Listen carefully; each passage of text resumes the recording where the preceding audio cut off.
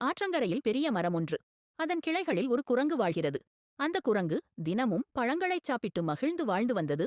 ஆற்றில் ஒரு முதலை மிதந்து வருகிறது. முதலை மனதில், என்ன ஒரு அழகான மரம்! அதில் ருசியான பழங்கள் இருக்கின்றன போல. குரங்கு முதலைக்கு பழங்களை எறிகிறது. குரங்கு, ஏய் முதலையே, பசிக்கிறதா? இதோ பழங்கள், சாப்பிடு. முதலை, நன்றி நண்பா, நீ எவ்வளவு நல்லவன். முதலை தினமும் வர குரங்கு தினமும் பழங்களை தருகிறது. அவர்கள் நெருங்கிய நண்பர்களாக ஆனார்கள். முதலை வீட்டிற்கு சென்று தனது மனைவியிடம் பேசுகிறது. எனக்கு குரங்குடன் நல்ல நட்பு ஏற்பட்டுள்ளது. அவன் தினமும் பழங்களை தருகிறான். மனைவி முதலை, அப்படியா? அப்படியானால் அவன் இதயம் இனிப்பாக இருக்கும். அதை நான் சாப்பிட வேண்டும். அவனை அழைத்து வா என்று சொல்லியது. முதலை சற்று கவலையுடன் குரங்கிடம் வருகிறது. நண்பா, என் மனைவியை சந்திக்க உன்னை வீட்டிற்கு வரச் சொல்லுகிறாள். குரங்கு, சரி, உன் முதுகில் ஏறிக் கொண்டு வருகிறேன் என்று சொல்லி முதலையின் மேலே உட்கார்ந்து சென்றது. ஆற்றின் நடுவில் முதலை பேசுகிறது.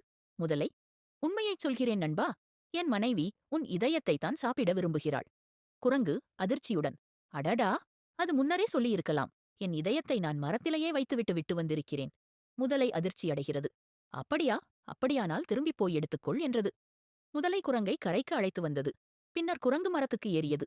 பின் குரங்கு சிரித்துக்கொண்டு, அட முட்டாள் முதலையே, இதயம் வேறெங்கும் போகுமா? நீ ஏமாற்ற நினைத்தாய். ஆனால் அறிவால் நான் தப்பித்தேன் என்று சொல்லிவிட்டு மீண்டும் மரத்தில் அமர்ந்து கொண்டது. நெறி, ஆபத்தில் சாமர்த்தியமாக யோசித்தால் தப்பிக்க முடியும்.